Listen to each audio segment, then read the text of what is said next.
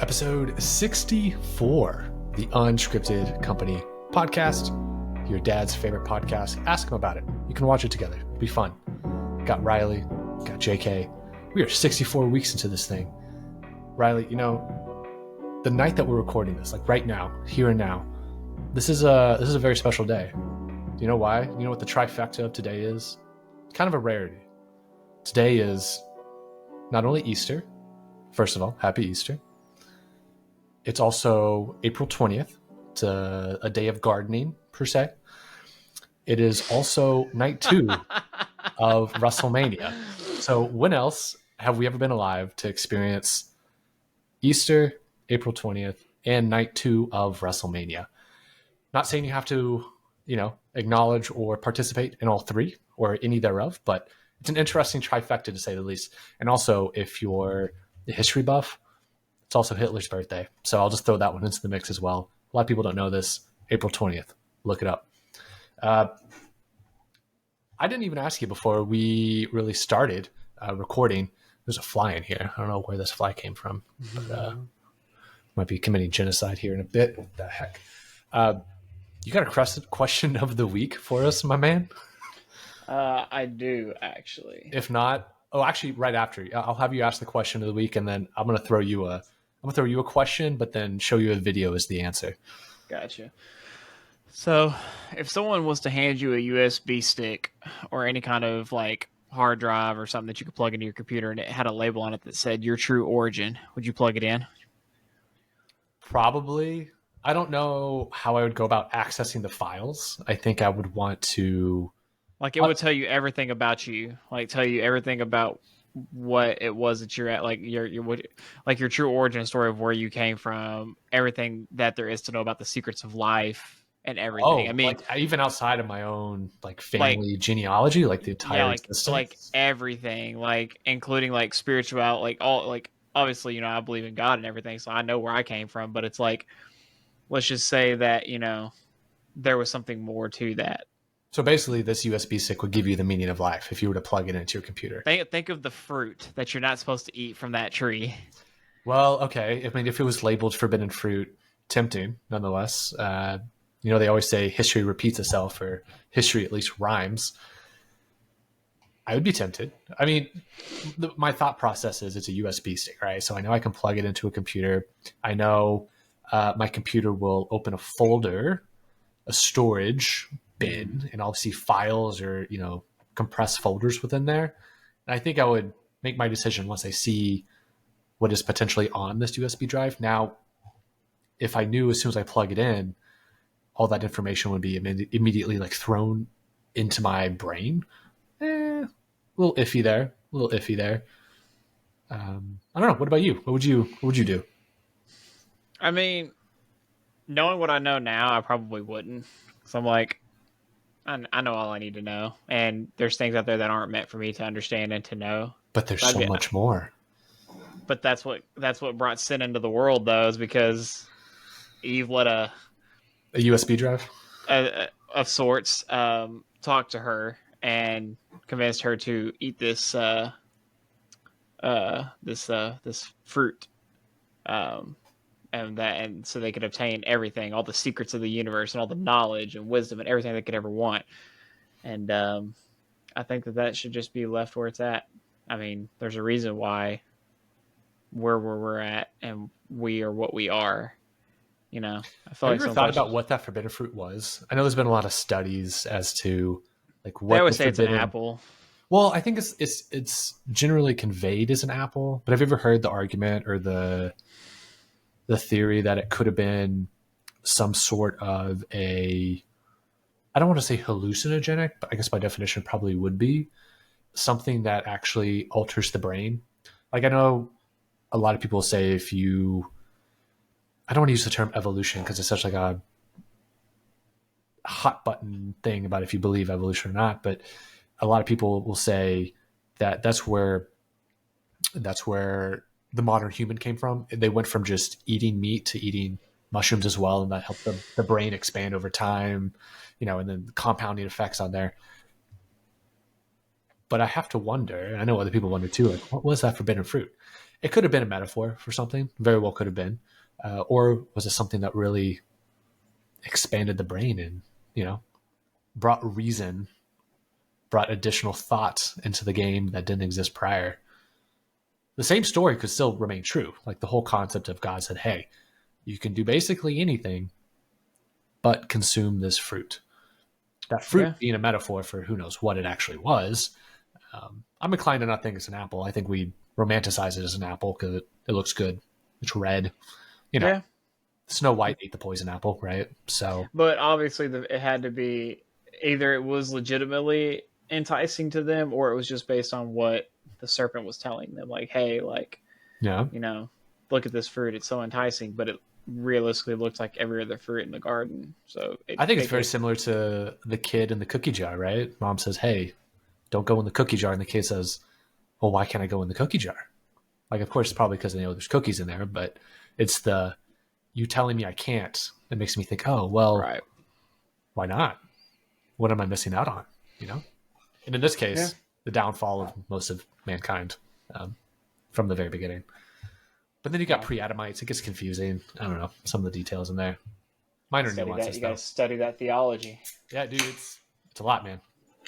It's a lot. Yeah, but yeah, I'd probably leave well enough alone. Yeah, I know what I need to know, and as I grow older and gain wisdom, then I can impart that wisdom to other people in the form of conversations, books, whatever really decides to happen. I guess. So I'm trying this Voodoo Ranger. I've never been a big fan of IPAs before. Giving it a shot, but it's called Juice Force. So I don't know. It's supposed to be like a hazy imperial IPA. We'll see. I'll stick to my coffee. That's fair. Man, I would love to actually drink coffee when we film, but like we film so late, I'm not gonna be able to sleep afterwards. I'm like, I can drink coffee in the afternoon. I can't drink coffee like at night. Dude, I still pass out of sleep, man. Like that's just me. But then I wake up 6.5, 7 hours later, and I'm in the gym working out. So yeah. So you're a morning gym guy. Yes, because if I don't have time to go in the evenings, and I'm tired by the end of the day, so it's like I could wake up bright and early, pre-workout, creatine, go to the gym, and then get my day started from there. Man, creatine. No one ever talks about it. It's good. Have you read up on the studies about how creatine is actually good for like mental stamina, mental elasticity? Like it's supposed to be, but I don't feel a difference. Yeah. Like maybe I need to add more than the general 5 grams a day. Maybe I need to do 10 grams a day and see what happens. Yeah, definitely. This is not legitimate medical advice, but from everything I've like heard, read, creatine actually has like really good mental elasticity. I think I'm using the right term there. And longevity help to where as you get into old age, like if you supplement with creatine over the years, like your mental degradation is lesser than it could have been. Maybe I'm not speaking this correctly, but for those of you listening and then Riley afterwards, let me just Google creatine mental health or creatine neuroelasticity. I think that probably would be the right way. So yeah, let me throw a question to you. And I was literally just browsing X before we hopped on, and I was going to show you this video, but I was like, hang on a minute. Let me save this for the podcast because let me set this up first of all. For those of you who are watching and listening, welcome. Hey, episode 64. If you're riding with us, appreciate it. We're recording this the weekend of WrestleMania. I think it's WrestleMania 41, if I remember correctly. And because WrestleMania is such a big event, it brings a lot of wrestling fans to whatever city, in this case, Las Vegas, to wherever they're hosting it every year. And so you have these independent wrestling promotions that are not WWE, much smaller. I don't want to call them mom and pops, but for lack of a better term, mom and pops. They'll come to the same city and put on shows before and after because they know there are hardcore wrestling fans that come to that city. And so they'll participate and go view other wrestling shows in addition to the granddaddy of them all, WrestleMania. So there is a wrestling promotion called GCW. I forget what it stands for. I think it's like Gulf Coast Wrestling. And they have a match between two wrestlers. The way this video is titled, I don't know if these are actual names, but Riley, I want you to picture, what does a wrestling match between Micro Man versus No Legs look like? And then I'll show you what it looks like. I mean, the the obvious answer would be a very, very small person, and legitimately a man that has no legs that probably uses his arms to get around. Like that would be my initial thought. That would be a fair assumption, sir. Let me show you a brief 30-second clip of what this looks like. I shouldn't be laughing. This is horrible. I should not be laughing. So I don't know what these actual wrestlers' like legitimate names are, but the video is titled Microman versus No. Microman and Dustin Thomas battling it out now. Like a goofy movie, as Riley eye to eye. visual of a quite Microman with the advantage. wrestling Into the bulldog. basically does not have from Microman. It looks like the knees are probably Dustin where Thomas the legs end here. 619. Microman hit a 619. For those of you who know, quite impressive. And it's still out on the. So that's my first contribution to the week. I feel like one of those people in those videos, like when they show something funny and it shows like the Jesus coming up behind them, like looking at them down. Like I felt like that because like I should not have laughed at that. That is not funny. That's. It might not be funny, but it is quite humorous. So I'll leave it at that. Unlike that guy, because he has no humorous. I see what you did there. I see what you did there. I see what you did there. Oh man. So man, before we dive into it, I guess let me give a little teaser for those of you listening. So I see on the topic of conversations for tonight, I know at least on my end, and Riley, I'll pass it to you here in a second. I know on my end, I'm going to be bringing up if this all-female Blue Origin space flight, was it faked? Was it? There might be some evidence to show that it is.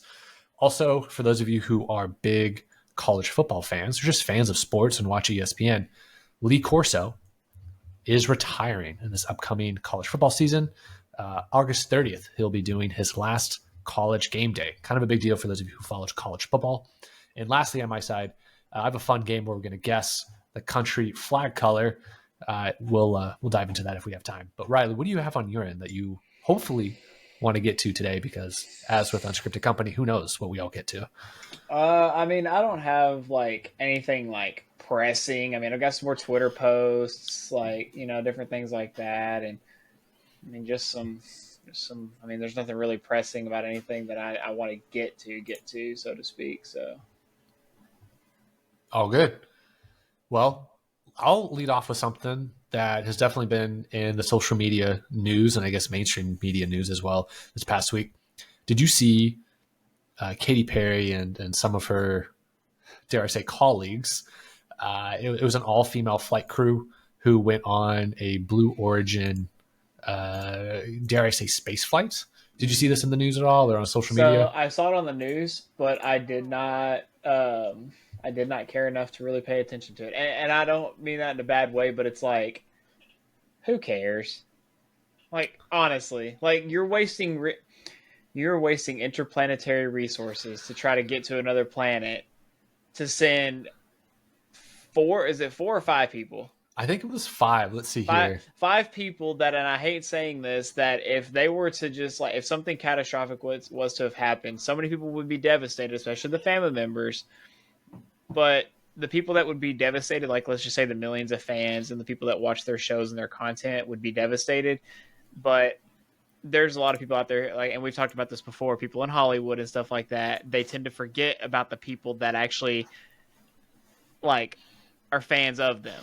And so it's like, but again, they made this a huge a national news headline. Who cares? Like, you could have just talked about this for 5 minutes and then moved on. Like, it was not big enough to make national news like it was. Anyways, go ahead. No, that's fair. So just kind of lead us off here for those of you who just weren't aware. You can just Google Blue Origin all-female crew. Basically, what happened was you have Blue Origin, which is a company that Jeff Bezos of Amazon owned, started, etc. It's almost like kind of how Elon Musk has SpaceX. I think Jeff Bezos got a little jealous of, being a billionaire that didn't have his own space company. And he goes, you know what? Blue Origin, let's go. Fun fact, both SpaceX and Blue Origin operate out of Texas. So that's kind of a fun little tidbit there. But Blue Origin takes a little bit of a different approach from SpaceX, NASA, some of these other companies where, SpaceX and NASA, their mission is to build these big rockets, kind go out of the atmosphere, go to the moon, go to Mars, basically, you know, legitimately leave Earth with a crew, with a rover, like, you know, leave our atmosphere basically. Whereas Blue Origin appears to have taken the approach of almost taking these tours, or almost like a tourism business, where they'll take non-trained astronauts and take them just outside of our atmosphere. I forget exactly how far out they go, but they go basically out where they'll hit zero gravity in a sense, and then they'll bring them back down. So they'll take them up there for a couple minutes, and then they'll bring it back down. So people may remember not too long ago, William Shatner, you know, Star Trek and some other stuff since Travelocity. I think he was on Travelocity as a spokesperson for there for a couple of years. Him and some other celebrities, they went up, I don't know, 2-3 years ago maybe, and he had an existential life crisis he talks about. But this was another version of that where Katy Perry and an all-female crew. I didn't think to actually pull up the list of who all. Here's a photo. Yeah, I was like, you could see them all. I think it was 6 crew members. It was Katy Perry, Jeff Bezos' wife. You had this lady. I know she does some other stuff with the news. Hold on. Yeah, I should have pulled this up. Oh, it's TV host Gayle King, Lauren Sanchez, who's the fiance of Jeff Bezos. Let's see here. Who else? Katy Perry. Aisha. Wait, hold on. Yeah, Aisha Bao, Amanda Nguyen, Gayle King, Katy Perry, Carrie Ann Flynn, and Lauren Sanchez. Yeah. So they got a lot of flack because they went up in space. I think they're up there for like 11 minutes, basically. Or no, a little less than that. They're up there for like 4.5, 5 minutes, something like that. And when they're up there, people gave them a lot of flack because they were so focused on taking selfies and looking at the camera. That's what I'm saying, man. This is why I asked that question when we were talking about it. If you would actually do something like this, and you said no. Dude, I get it, but that's like a once in a lifetime. Like if I'm up there, man, like I'll take like 1 or 2 selfies. Cool. But if I'm taking those selfies, I'm not taking them with the, like, there will be like one selfie at the very end that we'll all take. But I'm taking selfies of myself, like looking out the window. Like I'm taking photos of all of that because that you're never going to see that again. And so it's like you want to cherish the memory of like up there with you. But it's like you said, they cared more about themselves than they did something that people could never probably afford to do because it costs so much to do. Yeah. But because Jeff Bezos, the man of Amazon, the man himself, fix my Amazon Prime, give me my 2-day deliveries back, quit giving me my delays. He had the money and he sent them up there, and they didn't have to pay for it. Yeah. So it's good for PR. I get it.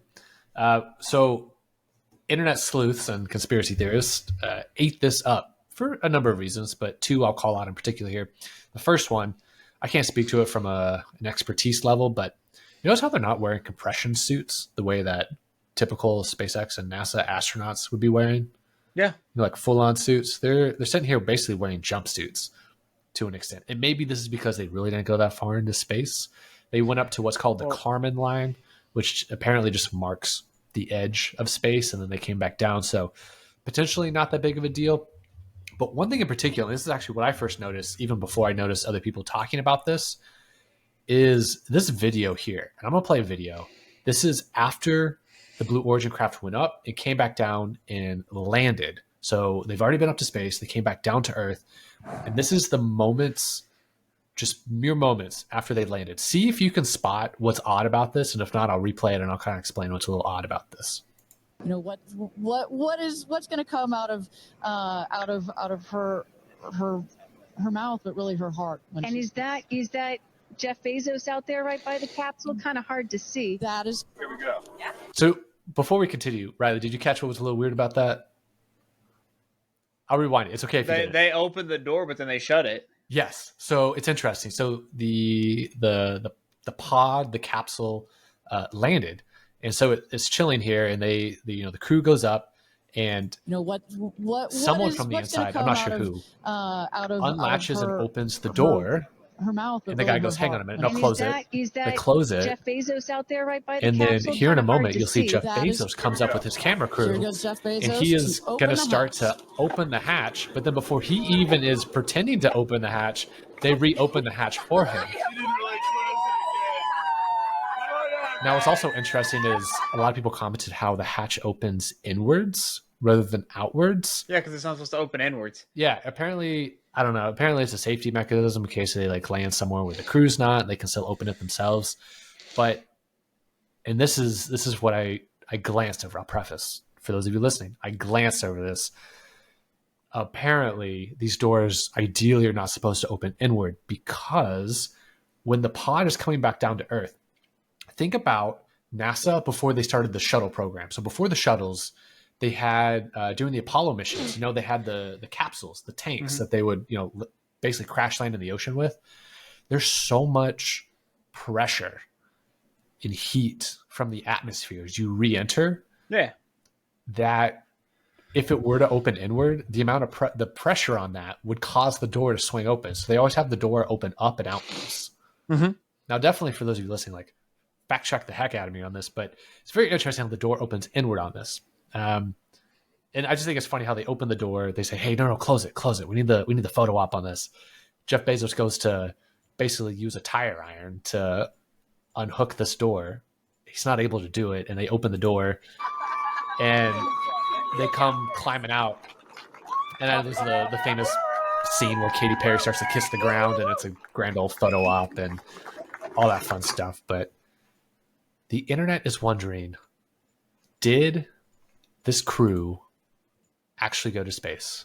Or was this whole thing staged as a photo op? Was there any videos of them in the pod floating?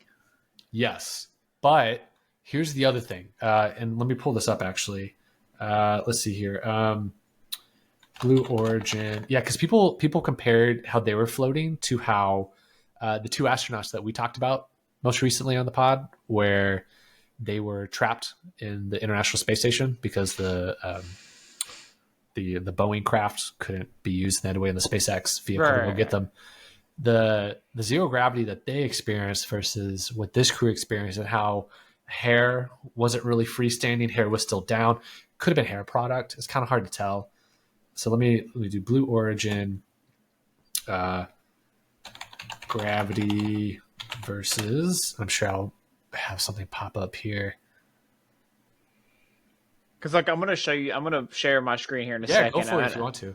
So the reason why I asked this is because about 2 years ago, it's hard to believe it was only 2 years ago, this video was posted. So Dude Perfect, for those of you who don't know, and if you don't know who Dude Perfect is, you got to watch some of their stuff. But Dude Perfect is known for all their trick shots and everything like that. But they also, every so often, they will do build battles, like where they, they build something and then they have like a battle to see who wins. Well, they had two of these, I think. One that was a rocket battle. So they had normal rockets, like yay big, like maybe 2 feet tall, something like that, nothing crazy. Well, the previous build battle that they had, which was Model Rocket Battle 2. So these are how big these rockets were. So this was the first one.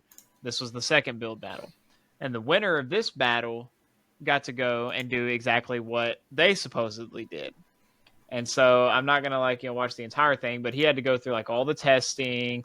Like there's the pod back behind him that they were going to go into. He had, hold on, let me see. Yeah, see, these are all the people that went up there with him and everything.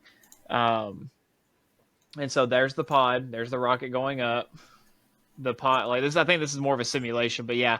So the simulation would go take them up and everything. So again, there's the pod on the rocket. I'll get to the point where I need to go to. Oh boy, that's right. 70,000. Oh man, they really did like an actual thing. Yeah. Our previous rockets. We need to get their technology. Yo, he is literally about to see. They still do trick shot stuff. 100% they still do. Yeah. There's some there's some videos that they've kind of gotten away from, but they do a lot of tours now where they go set up on stages. But they do stuff like this, which doesn't need. I don't think you need to. I'm going to play it again here in a second. Yeah. I don't think you need the compression suits as much as what they think they do. Now I will say theirs that they wore do look a little bit different than the ones that he's wearing in this video. Theirs are skin tight. It's like they went. Are they technically astronauts? I think in order to be an astronaut, most astronauts historically, I know there's been situations where a teacher's been an astronaut, things like that. Right. But I think most of the time, they're military, heavily trained. The Not all the astronauts that time. NASA uses, but they go through like pretty rigorous training. Well, yeah. So to get it, you have to get accepted into the program. Yeah. So hold on, let me just see here. What is Like, don't NASA astronauts? I know we haven't sent anybody up in quite some time, but NASA astronauts, they would go through some training. As compared to like Blue Origin, you can just throw anybody on there. You telling me William Shatner went through heavy training? It's probably evolved over time, but just to continue real quick. So that comes down, and then they're coming down. Are they? The parachute. Touchdown, titanium. That's gonna be the scary part. Now look, see their door. That's interesting. Now, so just to kind of, while we're kind of on the topic, I did look up what's included in NASA's astronaut program. Yeah. And it's an application. NASA typically accepts applications from the public with more than 8,000 people applying in 2024. Yeah, it's people applying. And I'm sure they accept applications, but do they... 100%. The Astronaut Selection Board reviews applications and assesses qualifications, inviting highly qualified candidates. So it means like you've got like, bachelor's degrees, PhDs, doctorates, like you've written like papers, like you've done a lot of things in your life, like even like multiple marathons in your life, because they want people who are physically in shape and stuff like that can handle the training that's going to happen. And so you have to do like multiple marathons, like a bunch of like physically challenging like aspects of your life. Yeah. Candidates are interviewed, and a second round of interviews is sometimes conducted before astronaut candidates are selected. Selects a group of 12 to 16 astronaut candidates based on the agency's needs and mission requirements. They undergo a 2-year training program at the Johnson Space Center. Training course covers a wide range of skills, including spacewalking, operating the International Space Station, flying T-38 jet planes, and using robotic arms. Yeah, you tell me William Shatner did that? Not back then, no. Katy Perry? Tell me Dude Perfect did that? Nah. I think there is a difference. Like, I mean, being an astronaut is including in all this, but I think there's you still experience something that other people will never experience. Yeah. In continuing education, astronauts receive ongoing proficiency maintenance training to maintain their skills in areas like EVA, robotics, language, diving, and flight training. Like, I'm thinking this through in real time, so my thought process may backfire here. I'm thinking this is similar to saying, if you are like a celebrity passenger on these Blue Origin flights and you say, I am an astronaut now, does that mean I'm a pilot for sitting on a Delta flight? I mean, I get what Think you're about saying. it. Yeah. Think about it. Yeah. But also, what is the technical definition of astronaut? I know the Russians use the term cosmonaut, but... Yeah. See right here. Here's what they tend to look for. Master's degree in engineering, biological science, physical science, computer science, or mathematics. That's what they're looking for. But those who are technically astronauts, look at their backgrounds. Like, look at all of the folks that did the Apollo missions. And like those were also a different time period too. Like, I'm not saying the technology was like, I will say the technology was different. It was less. But Blue Origin's not going to the moon. They're not going to Mars. They're like going to the edge of our atmosphere and coming right back. Yeah, that kind of stuff doesn't matter. But it's like, if you're gonna go like to the moon or to Mars, like, you need to know what you're doing, because you're going to be on a space station for quite some time. Like, you're going to be on another planet for a decent amount of time. Like, have you ever seen the movie The Martian? Yeah.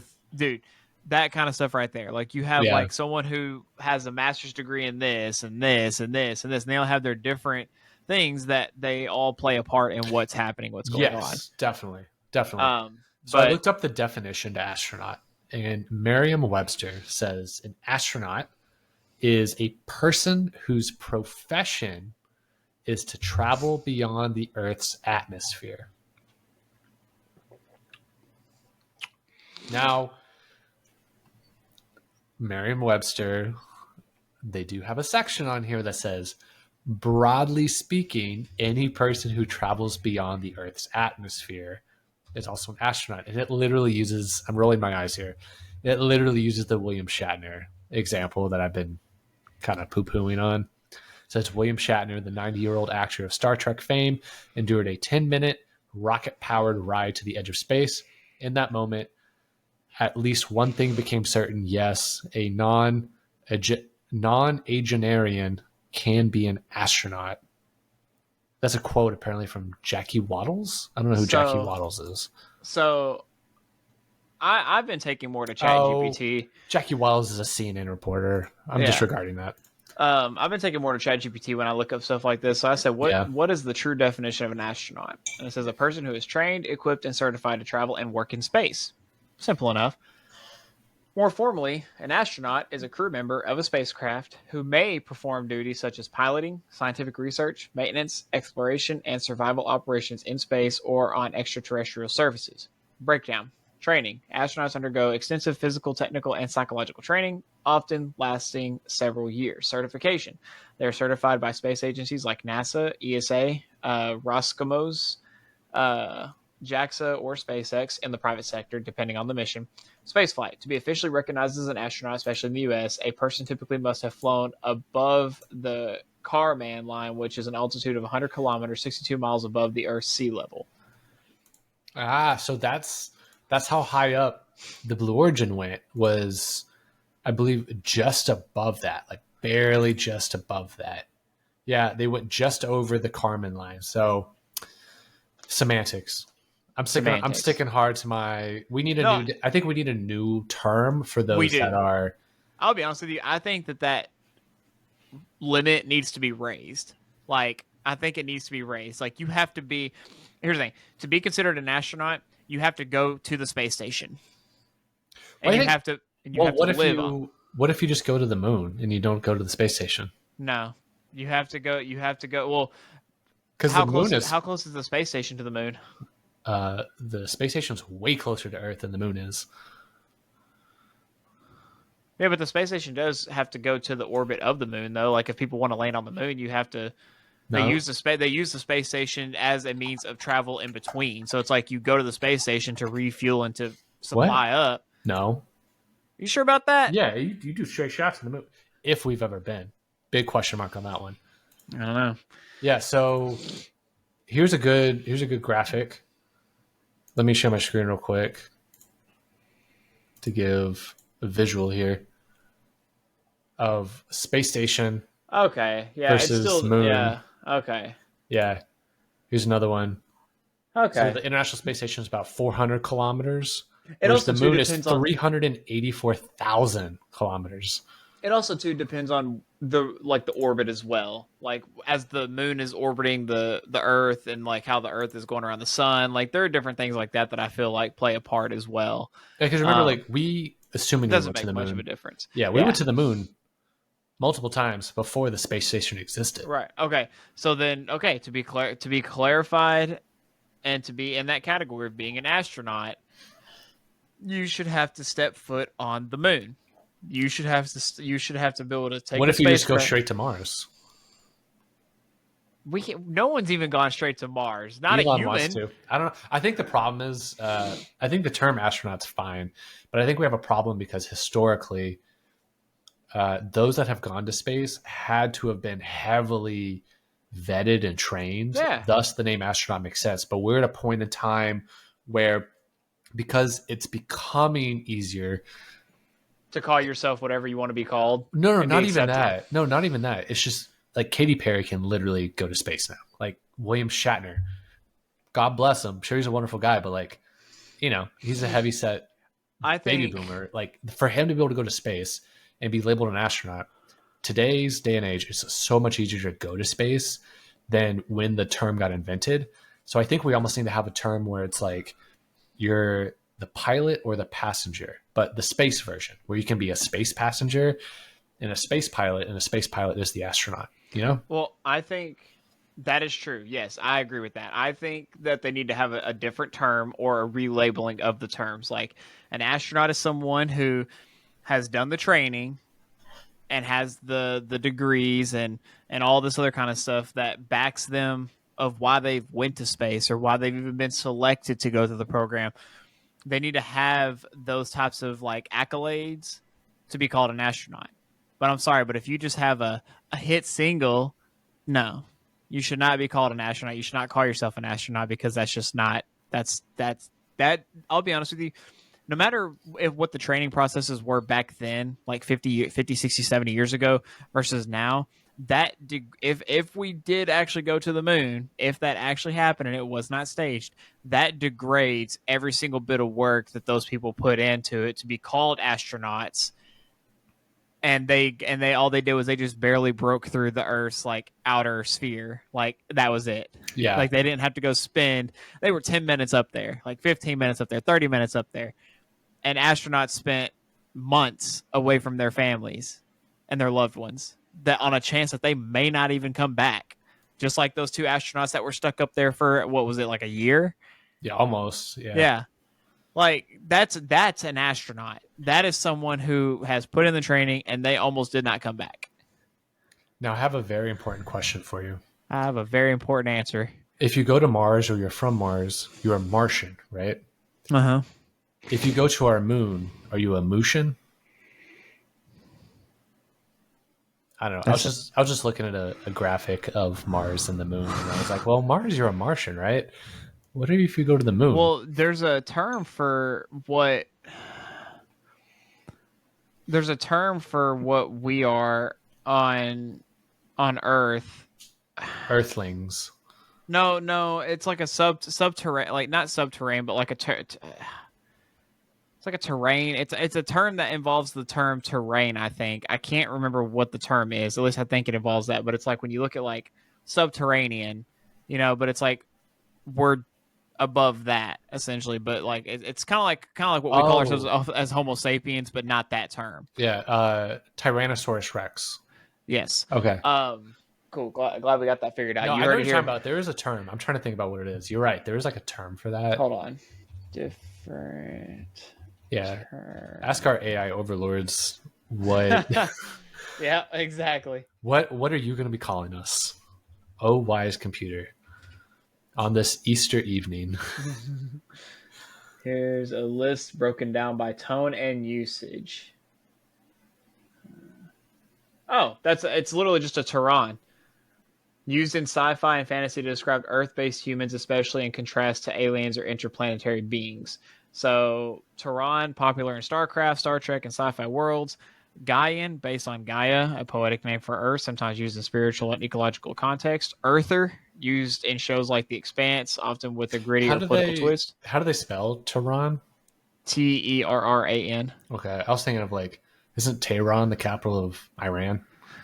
I guess. Yeah. Solarian, occasionally used, which I've heard that term in sci-fi shows, to denote someone from the solar system, usually implying Earth origin. And Tellurian, rare, derived from the Latin tellus, meaning Earth. But then, yeah, you have like Homo sapiens, Earthling, so Tehran. That's okay. Okay. So yeah. Yeah. So we 100% nailed every bit of that conversation. We know what we're talking about. Speaking of Earth, though, I saw headlines of this, and I honestly didn't look into it, and I didn't even think to check in with you if you were still alive today, other than saying Happy Easter. There were tornadoes in North Texas yesterday. Yeah. Man, besides the tornadoes, I understand that. Man, it has been windy in Texas. Yeah. The last 3 days now. We've been getting this Gulf Stream air current. It's just between 30 and 60 mile per hour winds every day.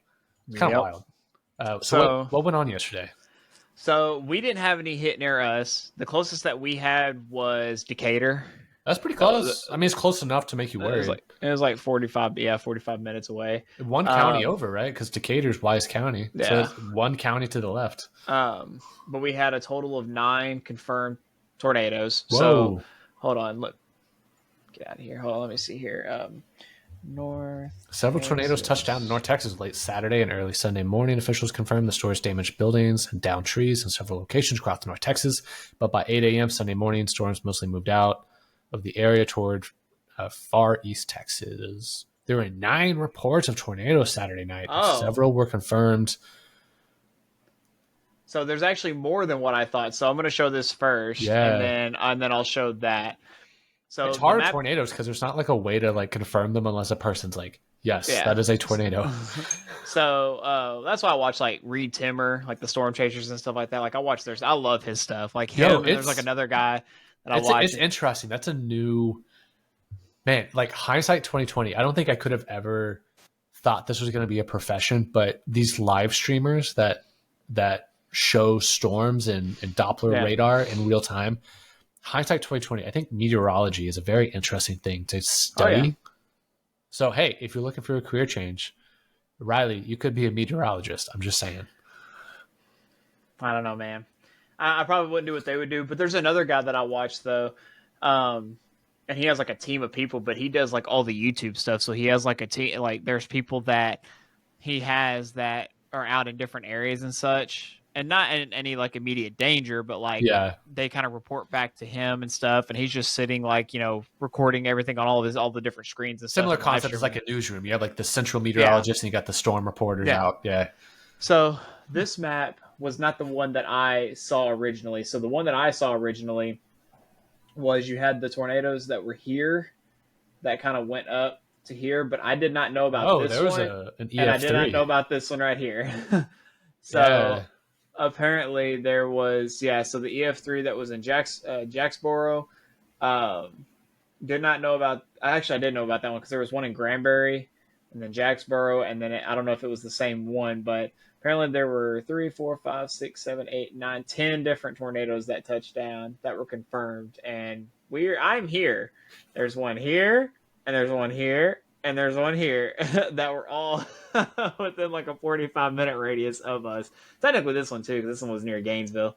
But I didn't hear about a couple of these, but it, see, I think this is another map. So. Oh, that's in like central North Texas, like Waco, Hillsboro, Corsicana. Man, there were all these. Yeah, we didn't get too much in the Austin area. We had wind and like. Yeah, so this is from like a south, because you have Cleburne, and then there's. Is that from the same situation, or is that like another day? I feel like I didn't know. I feel like I would have heard it. If you click on that, that might be an old news report. It might be. Let's find out. Preliminary survey. April 27th. 2024. Oh, okay. Yeah. I was about to say, I didn't hear about that. Hold on, let me see here. April 19th, 2025. So a tornado. So essentially, we were home visiting family, our in-laws yesterday, and right as we were getting ready to leave this county, actually technically this county too, but all 4 of these counties immediately went under a tornado watch just as we were getting ready to leave. So I'm driving home. Skies are, rainy, dreary, like all that kind of stuff. And as we're getting further away from home, I look back and I just see a giant wall cloud right behind me. Yeah, dude, it's so scary when you see that. It's like not clear, but like sometimes it's like clear on one side and the other side is just like death. And I was like, and I'm all for one, like if I'm driving, like especially for where we grew up, like there's a lot of open fields. Yeah. And I'm like, if I can see it and I'm like, oh, like that's cool, a tornado, like that's awesome. Like, I'd be like, okay, like I want to see where it's going, but at the same time, I'm like, I just want to go, like just to get home. And so we got home and nothing else really happened. But so all these counties had tornado watches, and then a couple had tornado warnings. I'm trying to see. Man, while you looked that up, there was one story that no one's going to care about, but I'm going to tell it anyways. One year when I was in college, sophomore year, I was still staying in the dorms, and at the University of North Texas, there was this dorm called College Inn. Thankfully, they've since remodeled it a bit, but when I stayed there, the building itself had been like a motel at one point, and then the university had purchased it, turned it into a dormitory. And I was on the top floor. I believe, if I remember correctly, it was 3 floors in total. Old building, like built maybe in the 70s, I think. Kind of rickety, but it wasn't like ghetto or anything. And I remember there was one time I heard the tornado sirens going off on campus, and I was like, bad weather, I guess. And I go look outside the front door, and the front door is facing like northeast. Mm-hmm. Clear skies, nothing going on. I'm like, I wonder why the storm, like why the tornado or the storm sirens going off. I'm like, maybe it's a test. It's not the first of the month. I don't know why it's going off. And I walked to the back side of the building, which was facing south. Man, it was like black. The skies were like death. And I was like, oh, okay. So storm's coming. What year was that? That might have been 2013, 2014. Probably 2014. And you were a sophomore in college? Sophomore, yeah. Because I went there. So my freshman year would have been 2012, 2013. Sophomore year would have been 2013, 2014. It's probably 2013, maybe. I think it was before because we moved to Denton in 2015, and when we lived over at those apartments at Paces Crossing. Yeah, I remember stepping out on my balcony and just seeing nothing but just. Oh yeah, that's the thing though. It happened multiple times. That was just the first time when. Yeah.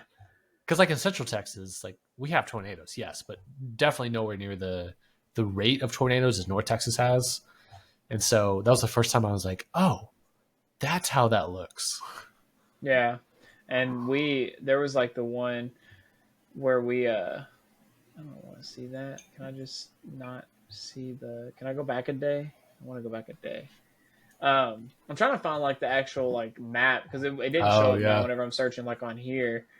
But yeah, essentially though, like I said, we had, I thought it was only 9 tornadoes, but apparently it was multiple. It was like 10 to 12 tornadoes that touched down. Yeah. Let's see here. There's that one. That's not it. But yeah, the moment we literally were getting ready to leave to go home, that's when it was like, tornado watch, like the entire way home. Like, yeah. And I'm just like, yeah, let's just get home. Like, and when it's raining, it's especially raining and it's dark enough where you can't see clearly. That's when tornadoes get a little spooky because you can hear it. The old saying of like, it sounds like a train, coming towards you. But when it's dark and it's rainy, especially when you're driving on the highway and you can't see if it's a tornado, that's when it gets a bit spooky. Did you ever watch that, documentary on Netflix about the I don't think so. El Reno. Was it El Reno tornado? Or no, was it? Oh, it was a tornado documentary. I can't remember if it was El Reno or Moore, Oklahoma. Might not have been either of those. It might have been Joplin, Missouri. Joplin, Missouri. Yeah. Yeah. Dude, I haven't seen this yet, but the Twister, Caught in the Storm. I remember hearing about this when it happened, but I'm highly recommend watching that. Okay. There's this dude in there. It has like stories from I think like 4 or 5 different people's perspectives as to when it happened. And there's one dude in there. I'm not even kidding. Dude, this guy should not have survived. This guy straight up should not have survived. We hear these stories. I don't know. Maybe this is like this guy where they get picked up by the tornado. Like they get airborne and they land somewhere in a field. No. So he'll tell you and you'll be able to see it too, like on him. Yeah. He was with his brother and a couple of his friends in a car. And this was not like anything like this car could have gotten sucked up anywhere. Like it was an older model car. And they knew there was a tornado, but they just kept driving into it. Like they didn't turn around. This dude didn't have his seatbelt on. He got sucked out of the car. Nah. He got sucked out of the car, got thrown into a field. They found him. He was all beaten up and bruised and stuff like that. But where he got thrown to though, something got into his system where he developed a flesh-eating like bacteria. And like they had to cut off like chunks of his like chest and his arm and everything. And like, I mean, he still has like muscle tissue, but they had to cut off a lot of muscle tissue, a lot of different things off his body. And he survived. He's now married, has like 3 kids, like living his best life.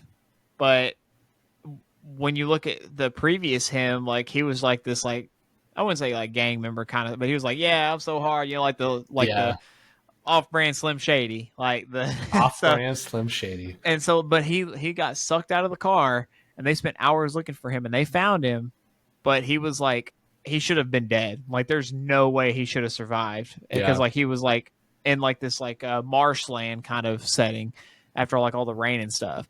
And so they took him to the hospital, and he went into a coma, had all this flesh-eating like bacteria in his body and everything, and yeah, he survived. I don't know how. That's crazy. Yeah, I need to check that out. It's good though. It really is good. Like it puts in perspective to you, like yeah, we live in North Texas and we don't get a lot of that activity like we used to with all the, like the bowl setting and then with just like all the buildings and skyscrapers and stuff like that. Like we don't get a lot of that like we used to. Like back in the early 2000s and 90s and 80s, sure, absolutely. But seeing in other, like hearing like, Kansas, Missouri, Oklahoma, North Dakota, South Dakota, like all these farmland, like flatland areas where it's just like everything's so easy to like generate up like that, dude. It puts a whole different perspective. As like you're thankful that you don't get that kind of stuff as often. Yeah, definitely. But yeah. All right, let's pivot for a second. You want to play a fun little game? Sure. All right. So I found a video. Now, preface, I didn't watch the whole thing because I thought it'd be fun for us to play this relatively together. Okay. This is a video. It's only about 1 minute and 2 seconds where they're combining the colors that make up a country's flag, and we're going to try to guess what the like ultimate color would be. So we'll start with an easy one. Maybe not easy. I say easy. We'll start with an example. We'll play this one together, and then we'll go on to other countries to see if we can guess the correct color. Now, are we going for like exact color, like name, or are we just saying just the color? Just is close of a color. Yeah, it's not going to be like, it's like macaroni orange. No, it's going to be like magenta. I mean, yeah, magenta. I mean, that's a legitimate color, but you could say like turquoise, violet. Okay, these colors basically. I'm going to go with magenta on this one. Okay, so for those of you who are just listening, we're going to start with the USA. So this is just the good old red, white, and blue. And let me play the first little part here so you can see the red, white, and the blue. Okay, I'll pause it right there. We haven't really seen it combine too much, but do you want to lock in a color? Do you want to guess on one? I can go first if you want me to. Yeah, go for it. So my assumption, so the white, I don't think it's going to play too big of a role in this. I think it's going to brighten up whatever color it is. I'm thinking red and blue together might make like a purple, right? So I'm thinking a violet, a purplish, something like that. I'm still going to go with my magenta. Magenta. All right, cool. Let's see. Let's let it play out here. It's all combining in this fishbowl. Boom. Lavender, purple. Which, it's interesting. Like America, all the colors combined, red, white, and blue. Purple is the color of royalty. I'll just say that. Yeah. We got China. So this is red and like a golden yellow, basically. I'm going to say it's a magma orange. Magma orange. Okay, I like the color orange. Makes sense because you see the yellow, you see the red. I'll go orange as well, but if it gets magma orange, you definitely get the win on this one. Squirt them colors in there. What do we got? Red, orange. Close. I mean, you said magma. That's a red orange, I think. Yeah, you got that one. This one's a bit tricky. I don't know what this actually is going to come out to. This is Mexico, so this is green, white, and red. What does green and red make? It's a great question. I feel like we should technically know the answer to that. This is like second grade art class. What does green and red make? Yeah, RGB, red, green, blue. What are those? I'm going to say this makes light blue. I don't know for certain though. No, it's not gonna. It's not because green and yellow is blue, right? Is it green and yellow that makes blue? No, well, does green and yellow make blue? I know yellow and blue makes green, but I didn't know if it did it backwards. Like, I have no idea. I'm gonna say it's gonna be more like it's gonna be like a light brown. Light brown, dude. That'd be some dark humor. I don't know why. I wasn't thinking that. I'm sorry. Let's find out if Riley's correct. Does Mexico's colors turn into light brown? I don't know why. I'll go. Let me lock in a color here. Light brown. That's actually funny. That could be because like I'm trying to think of what green and red makes.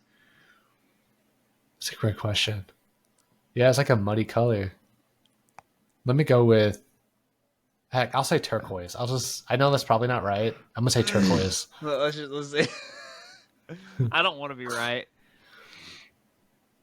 Okay. Dark blue gray. Oh. Okay, so kind of another variation. We have Germany up next. So this is black, red, and yellow. It's gonna be some kind of orange. It's gonna be a very, very dark orange. No, this is gonna be brown. This is gonna be a brown. Ooh, okay. I'm gonna go with it's a brown. I'm gonna go with dark orange. You go with brown. I'll go with like midnight orange.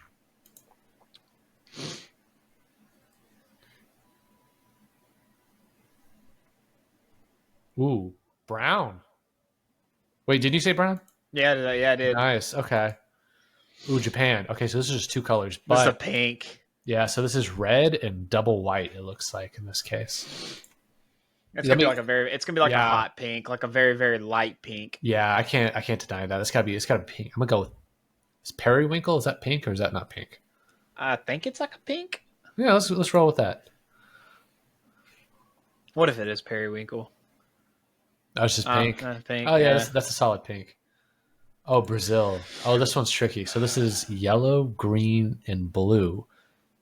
Well, the yellow and blue make green, so then if those two make green and then you get green, you just get an even darker green, I think. I'm gonna say this is like Kelly green. I'll get specific. This is grass green. Okay.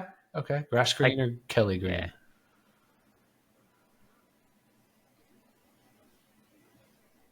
Jungle green. Okay, but green nonetheless. Yeah.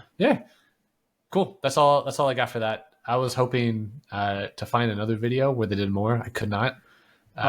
Let's see here. Hold on. I think for future episodes though, I'm gonna try to bring some fun games like that. I think that's a nice way to mix things up quite a bit.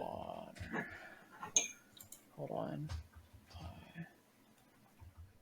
And while you pull that up, if you find something, PSA, just because I know this is a quick one for those of you who like college football, got announced this past week.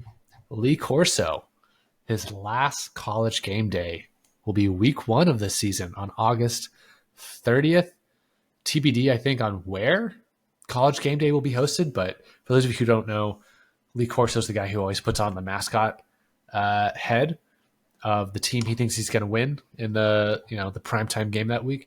Mm-hmm. Most famously, he was probably the only individual in the media that predicted Texas was going to beat USC in the 2005 Rose Bowl national championship game. Ooh, so yeah. Okay, so actually we can continue. Here's what you got. Let me just make sure that there's really nothing. Okay, I'll actually save that for the end because I do have an update on the Karmelo Anthony stuff. Yes, dude. I have new opinions on this now. So we're gonna save that for the end. So we're gonna make y'all wait. There's a couple of things, but I'm probably not really gonna touch on. But one thing, just again, WrestleMania 41 is John Cena's official last WrestleMania. I'm kind of just like keeping up with like he has a video out that says that he's reflecting on his last WrestleMania match. It's an interview on ESPN. I haven't watched the full interview yet, but if you get the chance to go check it out. Contrary to the whole acting and the heel turn, he's chasing his 17th world title, and if he wins this, I don't think there's anyone else in history that's going to beat it. And if there is, then it's going to be someone that's new. Let me find. All right, so I'm going to share mine. And dude, there's actually quite a few of these too. These aren't even just. Hold on, is it this one? No, it's this one. No, it's this one. Okay. So. Oh, interesting. There's multiple ones. So you got superheroes, the NFL team. This is another flag one. He's got more superheroes. Let's see here. Yeah, superheroes. Let's see here. I'm trying to see if that one's cool. There's the flag one. Let's see. I'm just trying to see what other ones he's got. Okay, so he doesn't have let's go for it. Let's see here. Let's do guess the NFL team by its colors. Okay. So we got who is this? Yeah, so it's gonna be a black, a white, and looks like a green. Oh, it's not gonna tell us which team? No, so we're gonna guess it by the colors that they are putting into it. Oh, we're guessing the team. Yeah. Oh, okay. So this is Jacksonville? This is turquoise, black, and white. I think it's Philadelphia. Oh, I could see that. It's kind of a green. Yeah, I guess because Jacksonville has yellow too. No, they do have the yellow, but I think you're right with Philadelphia. But just for the sake of the game, I'll go with Jacksonville. Okay, so it touches the colors of the. That's Philadelphia. It's got to be. Yeah. Yeah. That's a cool color. Okay, navy blue, white. That's Cowboys, right? Yeah, that's Cowboys. That's got to be Cowboys. Navy blue, white, and silver. What if it's Indianapolis? Oh, good point. Yeah. All Dark green, white, and gold. That's got to be Green Bay. Oh. Jacksonville? Yeah. Which one are you picking? I'll go with Green Bay. Okay, I'll do Jacksonville. Okay. I think you're right with Jacksonville. I'll go Green Bay. Hey, it let's is the Packers. There you go. go. Aqua, white, and That's orange. Miami. Dolphins, yeah. Yeah.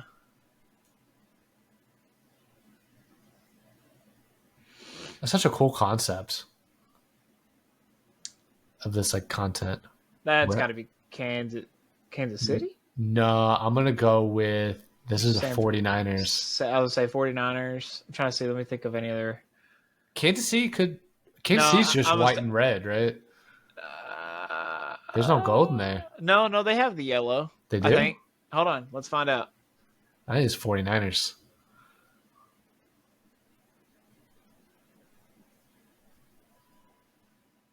Hey! Oh, it was the Chiefs.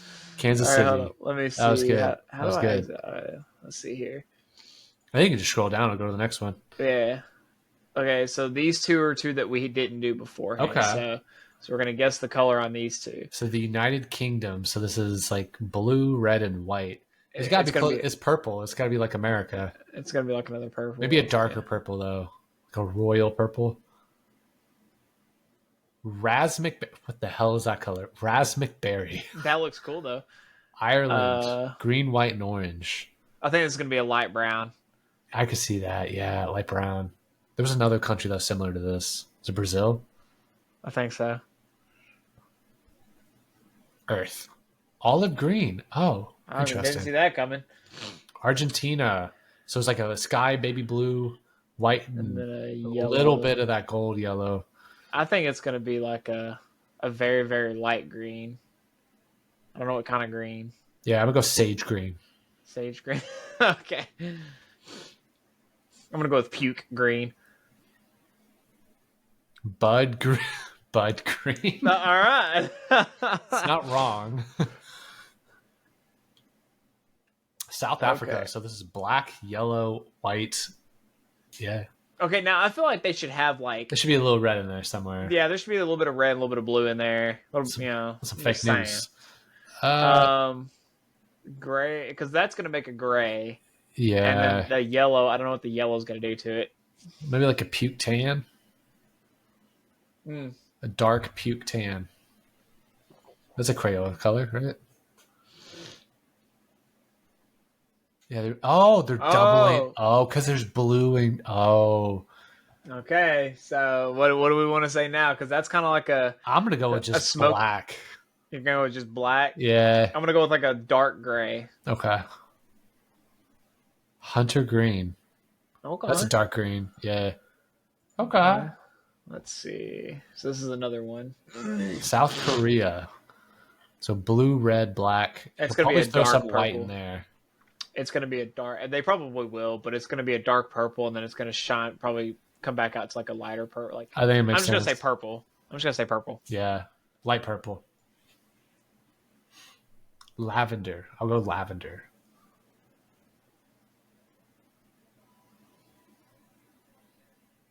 Dark matte purple. Yeah. Okay. The European Union. So double blue, some yellow. It's just gonna. I don't know. It's just gonna be like a. I think it's just gonna be like a dark green, like a matte green. I'm gonna say a matte green. I'll go with Kelly green again. One of these got to be Kelly green. One of them. Teal. Teal. Okay. Oh, that was just Okay. those two. Yeah. Okay. Let's see. We could do superheroes, but I don't know how those work. Let me see here. What What do do mixed mix- horror characters' colors make? So the clown. So that's orange, kind of like an off-white. It looks like, and red. I'm gonna say brown. Yeah, I could see a brown.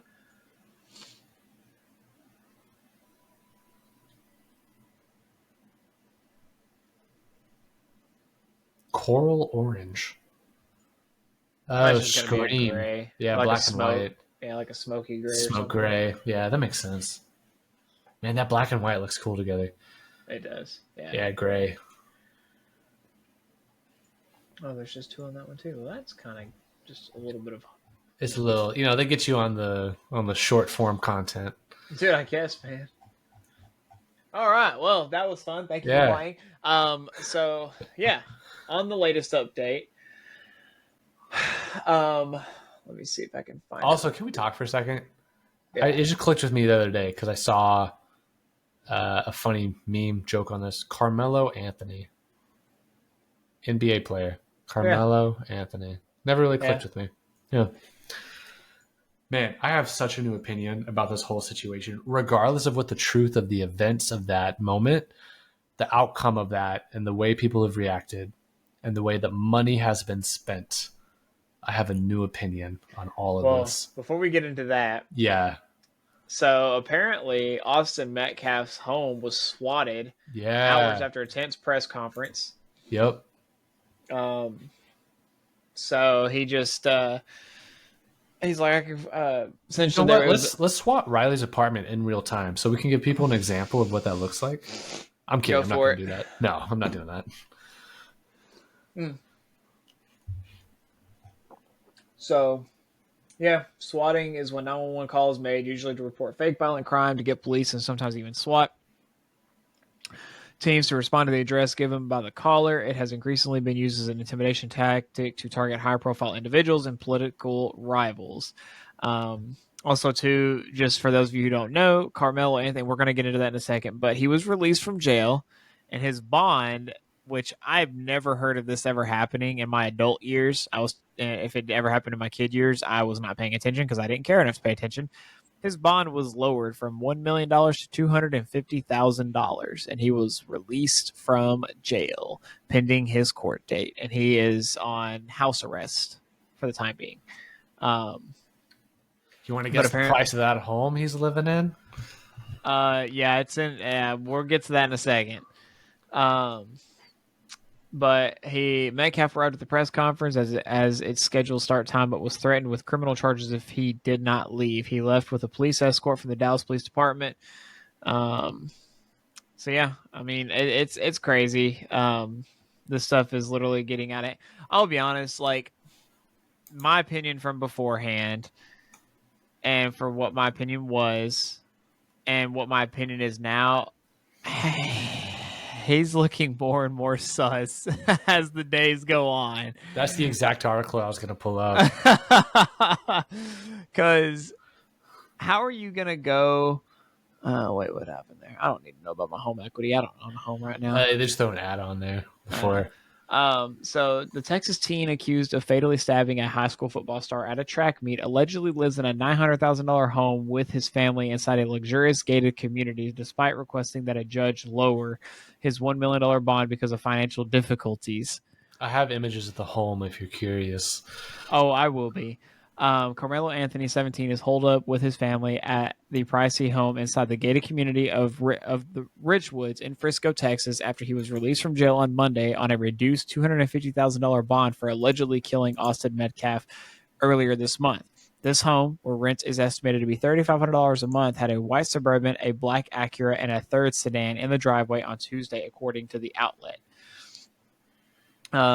He got a new car, the resident told the outlet. If you look at the license plate, it's got a paper tag and it says expires June 4th.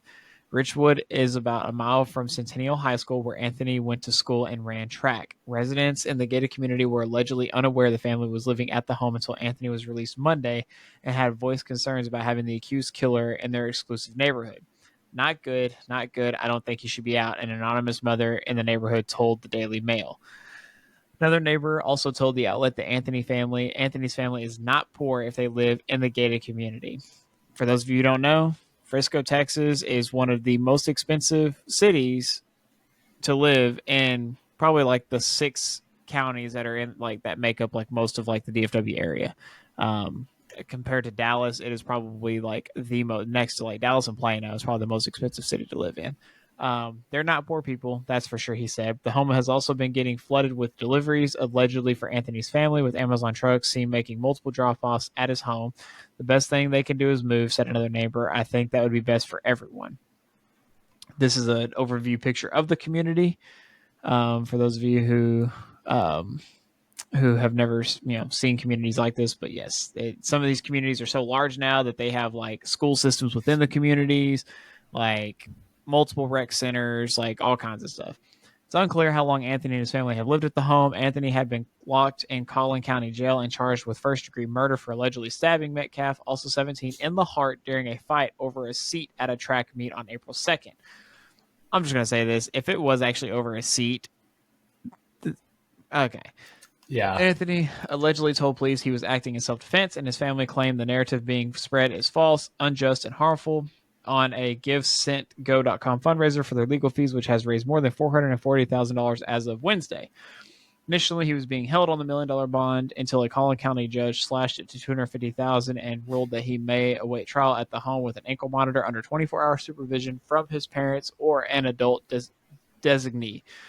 The lower bond came 1 week after Anthony's attorney said they would ask the court to reduce the excessive $1 million bond and ask the local district attorney to make a better determination of the charges.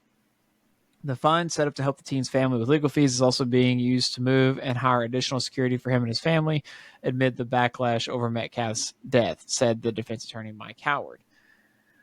Given that Karmelo has no prior criminal history, and given that this young man has not been in any sort of trouble before, $1 million is not necessary. This family needs to be able to survive, he went on. There has been tremendous amount of pressure. I think at this point, living in a gated community, given everything, the safety of their younger children is very warranted. Security details and criminal defense are not cheap. However, Collin County First Assistant Prosecutor Bill Werski cross-examined the family and asked why they hadn't used the money raised to pay Anthony's bond. Valid. Yeah.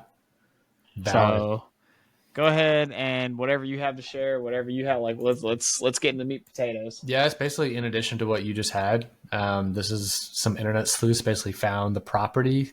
They have blanked out the actual address. Makes sense, but here's the front of the house.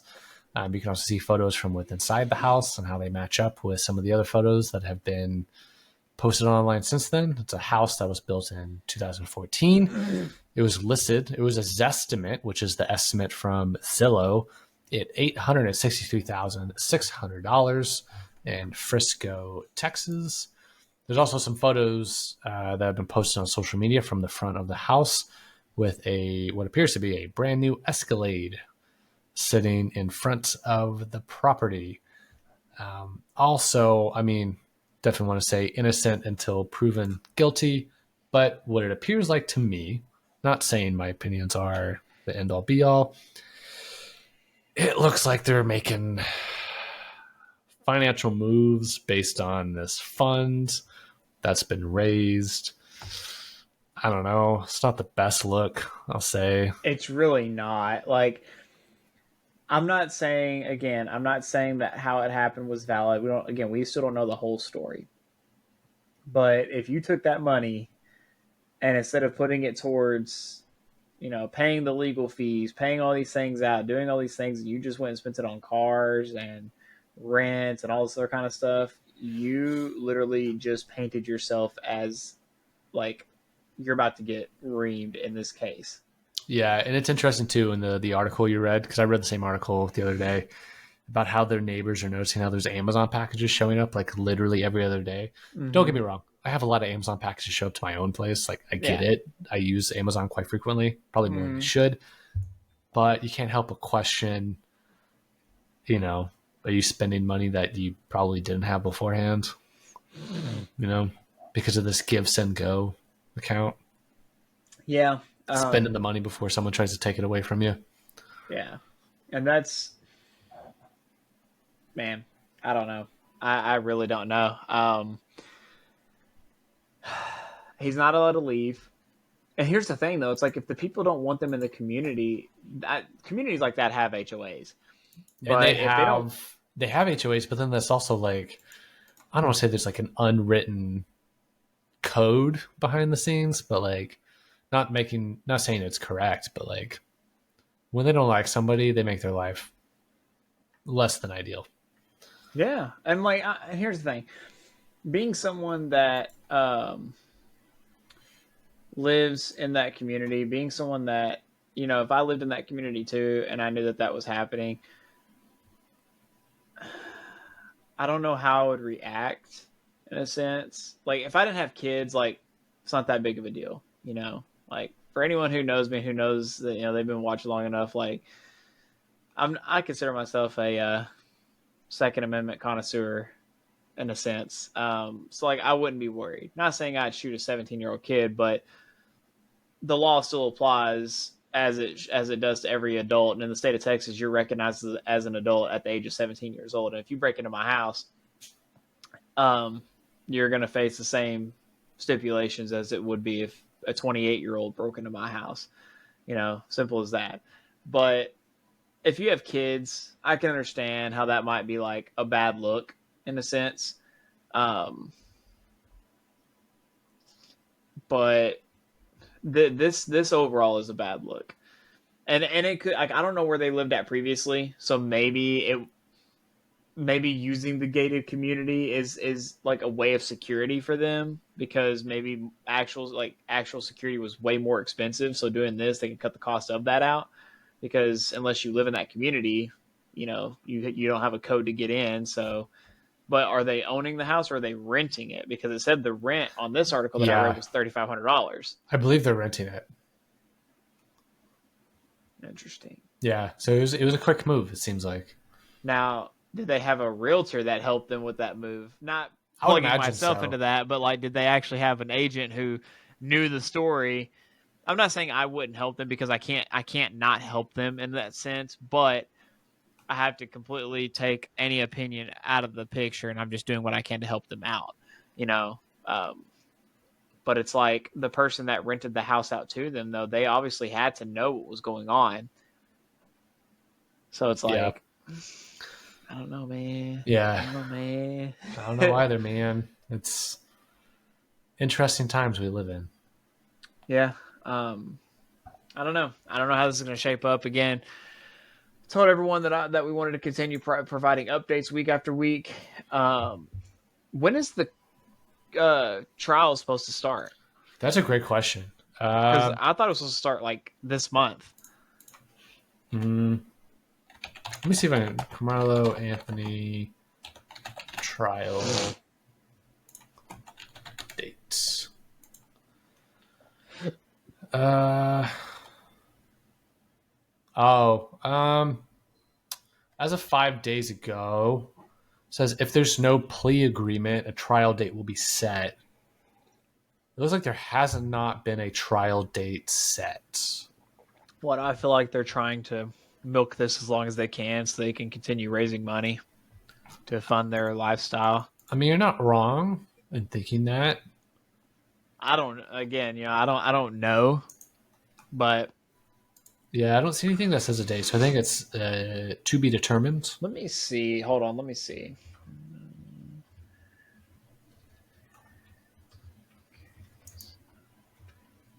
And I'm only looking this up because so he is charged as an adult under the that controversial law. Yeah. So as of 2 days ago, let's see.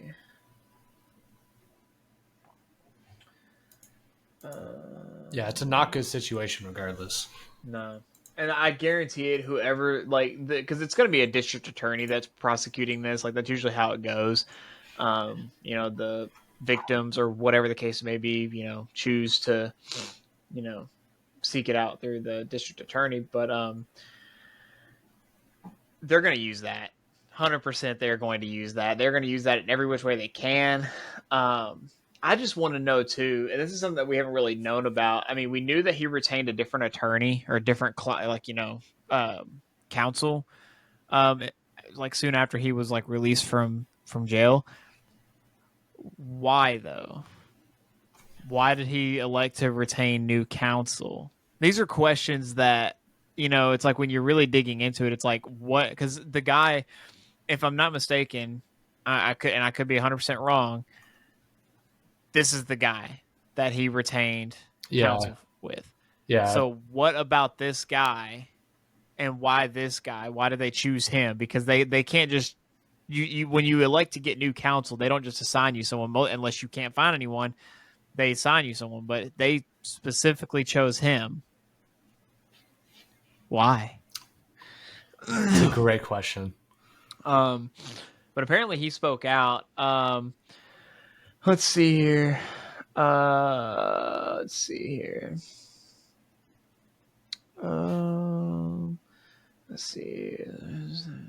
Dominic Alexander opened the news conference by addressing the fact that Jeff Metcalf was in attendance waiting for the news conference to begin. Went to start off this press conference by saying something as a deep note that I can tell America. What we've seen at the beginning of this press conference, the father being at this press conference, these are my words, don't quote anybody, is his disrespect to the dignity of his son. Now they're trying to paint the dad as being the bad guy. Yeah. Yeah.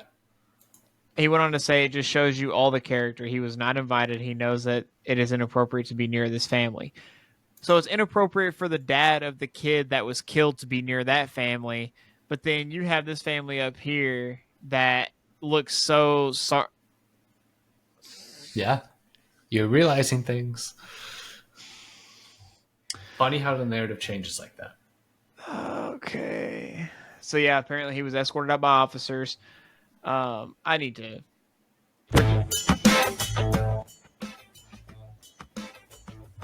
I just have to. Good afternoon. My name is Kayla Hayes. I am the mother of Karmelo Anthony. 3 years ago, my family moved to North Texas, searching for a better life. Like so many other families, we wanted to give our children the future we did not have. My husband works hard every single day to provide for us, to make sure we're in the best financial position possible. As a stay-at-home mom, I made it my life's mission to ensure our children are loved, nurtured, and supported every step of the way. In wake of this tragic incident, our family has been under attack. Whatever you think what happened between Karmelo and the Metcalf boys, my 3 younger children, my husband, and I didn't do anything to deserve to be threatened, harassed, and lied about. That is valid. The lies and false accusations that have been said about us, especially over the past week, has been overwhelming. The lies and their amplification put my family in danger, as well as everyone in our community, everyone involved in the investigation, from the police, the attorneys, and the court staff. Our address and my husband's previous employer's address has been put on all social media platforms. My husband had to take a leave of absence because he's afraid what may happen to our family. His mental health is deteriorating day by day. We have endured death threats. My 13-year-old daughter is afraid to sleep in her own bedroom because she's fearful of what might happen to her. And let me be clear, the claims that were used about the public donation to buy a home or anything else are completely false. We have not received a single dime from the Give, Send, Go fundraiser. And the co-founder has stated that clearly. In the reality, we were just notified yesterday that we could begin to withdraw funds. And it still takes several days to receive those funds once a request is made. I don't know why we are being targeted and discriminated against before a fair trial. Our son deserves the same rights under the law that everyone is afforded to. He's been raised in a 2-parent home with structure, stability, love, and we put God first in everything that we do. We believe in the Constitution. We believe in the laws of this state. But those laws must apply to all of us, not just some of us. To be clear, we will not speak publicly about specific details of what happened under the tent on that rainy and awful day. There's an active investigation that everyone involved wants to be full and fair. We believe in the legal process, and that is where the truth will come out. To the family who experienced the loss, my heart truly goes out to you. To those who have supported my family, thank you from the bottom of our hearts. We ask for your continued support, patience, and prayers as we navigate this difficult process. Thank you. So, initial thoughts. It's going to be an interesting court case. It's going to be an interesting court case. So, here's the thing. While I agree that you should not have threats to your family, no one should ever threaten the family. Like, don't do that. Like, because you're playing a vigilante role at that point. Like, don't.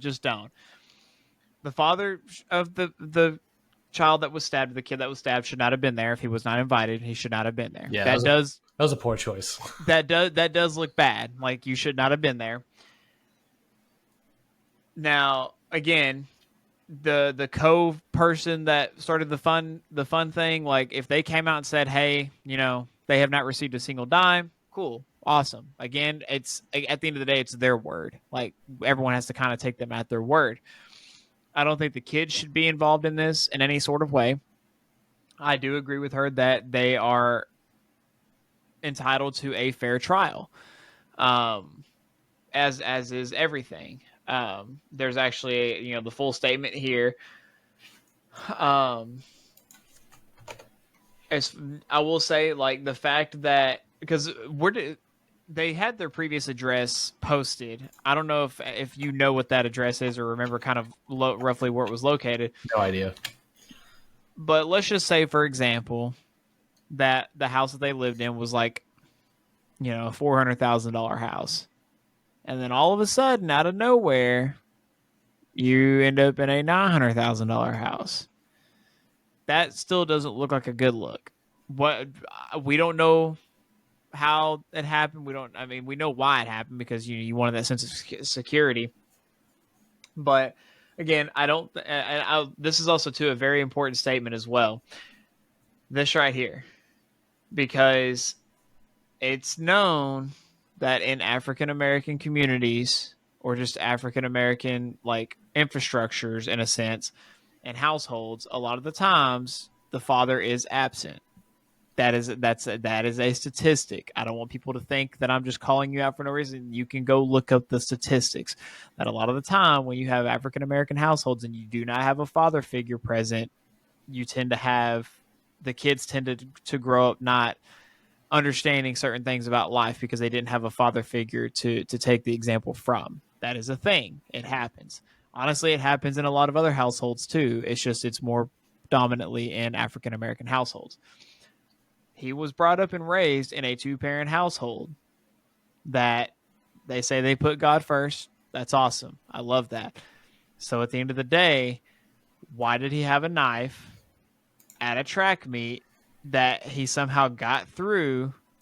Because schools like that don't just have, you have security systems. You have probably metal detectors. You have all kinds of stuff there. Like, they're not going to not let your kid go into a school like that. How did he get into this track meet with a knife?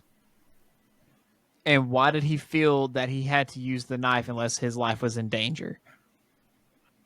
Like, unless his life was truly being threatened and he was going to die.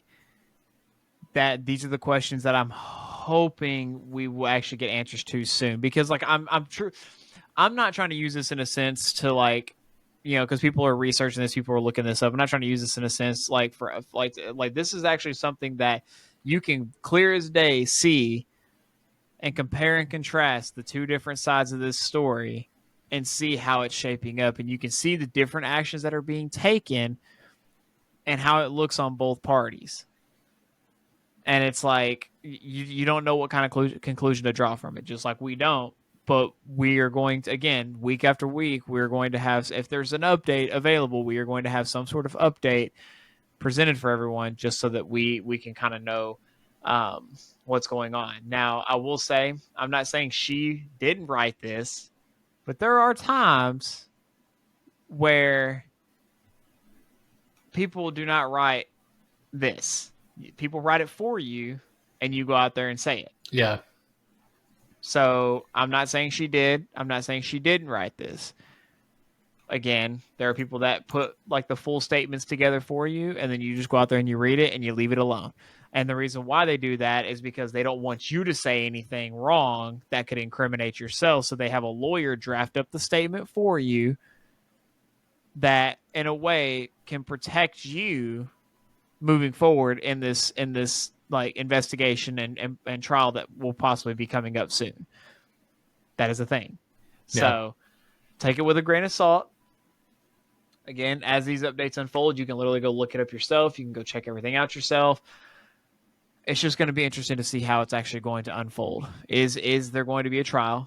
Is he going to be found guilty or not guilty at the end of the day? And if he is found guilty, you murdered somebody. So at the end of the day, you're probably going to get 25 to life. Like you're probably going to get life in prison. Should a kid's life be ruined over that?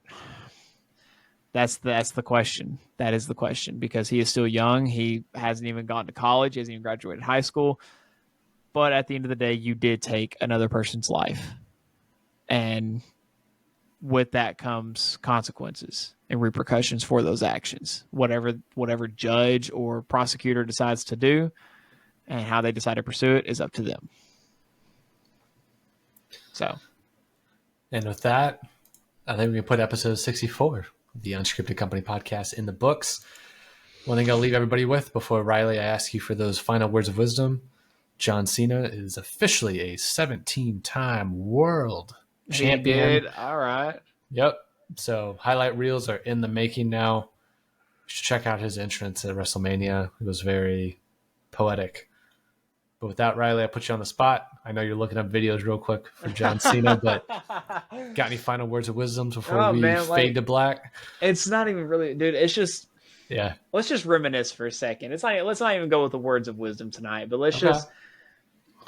I grew up watching John Cena in wrestling. You know, I didn't watch a lot of the Attitude Era because, you know, as when you're young and you're trying to watch Attitude Era stuff, there's going to be some very questionable things you're going to see. And so I didn't watch it all the time. I watched it with my dad and my brother and stuff. But I grew up watching John Cena. I'll be honest, like growing up, he was actually like, he was an idol, like to me, someone that like, I was like, that's awesome. And that was someone that I looked up to based on what he stood for, even if I didn't understand it. Whether or not he's a heel, whether or not he's a face, whatever you want to call it, in the world of wrestling entertainment, I don't think there's ever going to be a career like his. Like, yeah, you have people like Roman Reigns and Seth Rollins, and they've had their accolades. They've done amazing things in the company. But this man had 23 years in wrestling because he debuted in 2002 to 2025. 23 years in the WWE, and he's done it all. Aside from winning the Intercontinental Championship, I think he's done it all. And he has now broken Ric Flair's 17 World Championship, and he's broken that record, and I don't think anyone else is going to ever break that record. And so I guess without the words of wisdom tonight, just, if you grew up a wrestling fan, just take a moment to just, think about that. You're never going to see him in another WrestleMania ever again, wrestling. And yeah, it's definitely very touching. I don't want to say heartbreaking because it's not, but it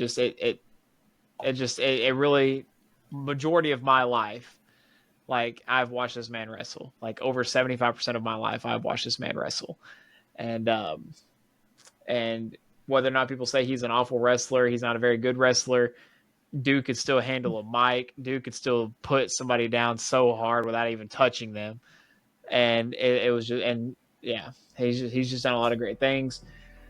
looking forward to seeing what the future of him in this company is going to look like. And I mean, at the end of the day, you're never going to see someone else like him ever again do what he does. So with that, episode 64 in the books.